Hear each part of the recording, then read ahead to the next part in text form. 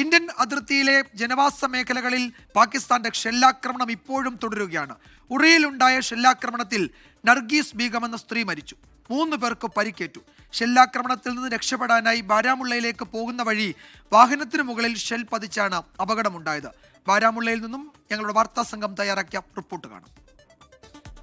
ഇന്ത്യയുടെ അതിർത്തി ഗ്രാമങ്ങളിലുള്ള പാകിസ്ഥാന്റെ ഷെല്ലാക്രമണം തുടരുകയാണ്. ഈ മേഖലയിൽ ജനങ്ങൾ ജീവനും കൊണ്ട് ഈ അതിർത്തി ഗ്രാമങ്ങളിൽ നിന്നും സുരക്ഷിത ഇടങ്ങളിലേക്ക് പോകുന്നു. അത്തരത്തിൽ പോകുന്നവർക്ക് പോലും രക്ഷയില്ലാത്ത അവസ്ഥയാണ് ഉണ്ടായിരിക്കുന്നത്. ഇപ്പോൾ ഈ കാണുന്നത് വാഹനത്തിൽ സഞ്ചരിച്ചിരുന്ന നർഗീസ് ബീഗം എന്ന സ്ത്രീയാണ് ഷെല്ലാക്രമണത്തിൽ കൊല്ലപ്പെട്ടത്. നമുക്ക് ദൃശ്യങ്ങളിൽ കാണാം, പുറമേ നിന്നും ആ വാഹനത്തിന് കാര്യമായ കേടുപാടുകളില്ല എങ്കിലും അതിന്റെ മേൽക്കൂരയിൽ നിന്നും തുളച്ചെത്തിയ 2 ഷെൽ ചീളുകൾ, അതാണ് ആ ഒരു സ്ത്രീയുടെ ജീവൻ എടുത്തത്. അവർ ഈ ഉറിയിലെ അക്രമബാധിത മേഖലയിൽ നിന്നും അവർ ബാരാമുള്ളയിലെ സുരക്ഷിത ഇടങ്ങളിലേക്ക്, ബന്ധുവീട്ടിലേക്ക്, അവരുടെ അമ്മയുടെ വീട്ടിലേക്ക് എത്തുകയായിരുന്നു.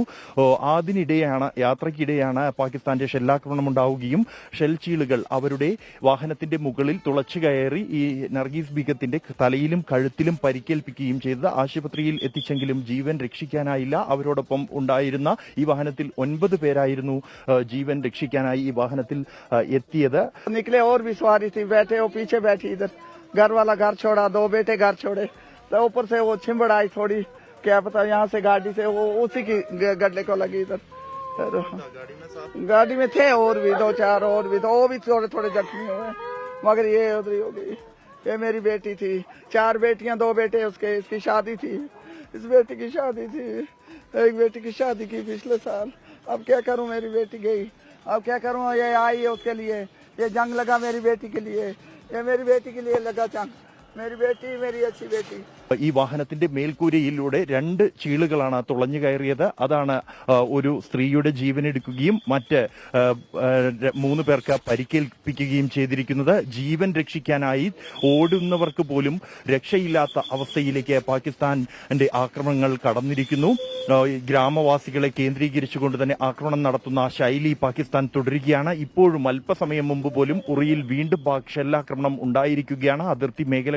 അതിർത്തി ഗ്രാമങ്ങൾ ഒഴിഞ്ഞു തുടങ്ങിയിരിക്കുന്നു. ഇത്തരത്തിൽ ജീവൻ രക്ഷിക്കാനായി പോകുന്ന ആളുകൾക്ക് എതിരെ പോലും പാകിസ്ഥാൻ ആക്രമിക്കുന്നു. അവരുടെ ജീവൻ എടുക്കുന്ന നടപടി തുടരുകയാണ്. ഇതിന് ശക്തമായ പ്രതിരോധവും ശക്തമായ തിരിച്ചടിയും നൽകും എന്ന് സൈന്യം വ്യക്തമാക്കിയിട്ടുണ്ട്. സൈന്യം പൂർണ്ണ സജ്ജമാണ്. കഴിഞ്ഞ ദിവസം തന്നെ ഇന്ത്യൻ സൈന്യം കനത്ത തിരിച്ചടി പാകിസ്ഥാന് നൽകിയിരുന്നു. എന്നാൽ പാകിസ്ഥാന്റെ അക്രമം ഇപ്പോഴും അതിർത്തി ഗ്രാമങ്ങൾ, സാധാരണക്കാരായ ഗ്രാമീണർക്കെതിരെ തുടരുകയാണ്. ബാരാമുള്ള ഗവൺമെന്റ് മെഡിക്കൽ കോളേജിൽ നിന്നും ജോഗീർ സിംഗിനൊപ്പം ബൽറാം നെടുങ്ങാടി, 24.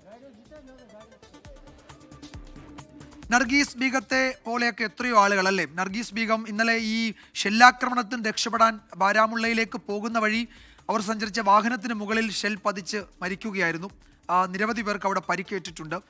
അപ്പോൾ ഇത്തരം കാഴ്ചകൾ എന്താണ് ഈ സമയത്ത് ഇപ്പോൾ പാകിസ്ഥാനെ സംബന്ധിച്ച് നിരന്തരമായി സിവിലിയൻ മേഖലകൾ ആക്രമിക്കുക എന്നതാണ് അവരുടെ ഒരു രീതി. അത് ഇപ്പോൾ ഇന്ത്യ ഭീകര ക്യാമ്പുകൾ ആക്രമിക്കുമ്പോൾ അതിന് മറുപടി എന്ന മട്ടിൽ പറയുന്നത് ഈ പറയുന്ന സിവിലിയൻ മേഖലകൾ നമ്മൾ ദൃശ്യങ്ങളിൽ കാണുന്നുണ്ട്. ഇന്നലെ പല ബാരാമുള്ള, ഉറി, കുപ്വാര, ഹന്ദ്വാര തുടങ്ങിയ മേഖലകളിൽ ജനങ്ങൾ താമസിക്കുന്ന, തിങ്ങിപ്പാർക്കുന്ന മേഖലകളിലേക്ക് മാരകമായ തോതിൽ ആക്രമണം നടത്തുക, വീടുകൾ തകർക്കുക, ആളുകളെ വധിക്കുക, ഇതൊക്കെ നിരന്തരമായി നടക്കുകയാണ്. അത്തരം ആ മേഖലയിൽ നിന്നൊക്കെയുള്ള ദൃശ്യങ്ങളാണ്. പലയിടത്തുനിന്നും ആളുകളെ ഏതാണ്ട് പൂർണ്ണമായി തന്നെ ക്യാമ്പുകളിലേക്കൊക്കെ മാറ്റിയിട്ടുണ്ട്. ആളുകൾ ഇങ്ങനെ ക്യാമ്പുകളിലേക്കൊക്കെ പോവുകയും ക്യാമ്പുകളുടെ പരിസരത്തൊക്കെ നിൽക്കുകയും ചെയ്യുന്ന അവസ്ഥയാണ്. ആളുകളുടെയൊക്കെ മുഖത്ത് ഈ പറയുന്ന ഭീതി, ഭയം ഉണ്ട്. കഴിഞ്ഞ കുറച്ച് നാളുകളായി ഇത്തരം സംഭവങ്ങൾ ഉണ്ടായിരുന്നില്ല. പക്ഷേ വീണ്ടും ആ ഒരു പഴയ ഭീതിജനകമായ ഓർമ്മകളിലേക്ക് അവിടുത്തെ ഗ്രാമീണർ, അതിർത്തി കേന്ദ്രങ്ങളിൽ താമസിക്കുന്ന മനുഷ്യർ അത്തരമൊരു ജീവിതത്തിലേക്ക് വീണ്ടും മടങ്ങിപ്പോകേണ്ടി വരുമോ എന്ന ആശങ്ക അവരുടെ മുഖത്തുണ്ട്, ആ കുട്ടികളുടെ മുഖത്തുണ്ട്. എന്തായാലും വൈകാതെ അവർക്ക് അവരുടെ വീടുകളിലേക്ക് തിരികെ എത്താൻ കഴിയട്ടെ എന്ന് നമുക്ക് ആശംസിക്കാം. ഈ ദൃശ്യങ്ങളൊക്കെ അതിർത്തി ഗ്രാമങ്ങളിൽ നിന്നാണ്. കുപ്വാരയും ബാരാമുള്ളയും ഒക്കെ അടങ്ങുന്ന ആ മേഖലയിൽ നിന്നാണ്. നേരത്തെ ബൽറാം വിവരങ്ങൾ നൽകിയത് ബാരാമുള്ളയിൽ നിന്നായിരുന്നു. ഉറിയിലൊക്കെ സമാന സാഹചര്യമാണ്. ഉറിയിലെ ഒട്ടുമിക്ക മേഖലകളിൽ നിന്നും ആളുകളെ ക്യാമ്പുകളിലേക്ക് ഇതിനോടകം തന്നെ മാറ്റുകയും ചെയ്തിട്ടുണ്ട്. ഇപ്പോഴും അത്തരം ദൃശ്യങ്ങളാണ്. ക്യാമ്പുകളിലേക്കൊക്കെ ആളുകളെ മാറ്റുകയാണ്. ഇപ്പോൾ ഇന്ന് ഇടവിട്ട് സമയങ്ങളിൽ ഷെല്ലാക്രമണമുണ്ട്. കഴിഞ്ഞ ദിവസങ്ങളിൽ ഉണ്ടായ അത്രയും രൂക്ഷമല്ലെങ്കിൽ പോലും ഇടവിട്ട് സമയങ്ങളിൽ ഷെല്ലാക്രമണമുണ്ട്. ഇനിയിപ്പോൾ രാത്രിയാകുമ്പോൾ എന്താണ് പാകിസ്ഥാൻ വീണ്ടും ഇന്നലത്തേതുപോലെയുള്ള പ്രകോപനങ്ങൾക്ക് മുതിരുമോ എന്നറിയില്ല. അത് മുന്നിൽ കണ്ടാണ് ചില പ്രധാനപ്പെട്ട നീക്കങ്ങൾ ആ മേഖലയിൽ ജനങ്ങളെ സുരക്ഷിത കേന്ദ്രങ്ങളിലേക്കൊക്കെ മാറ്റുന്ന നടപടിയിലേക്ക് സൈന്യവും പ്രാദേശിക ഭരണകൂടവും ജമ്മു കാശ്മീർ പോലീസും ഒക്കെ മാറിയിട്ടുണ്ട്.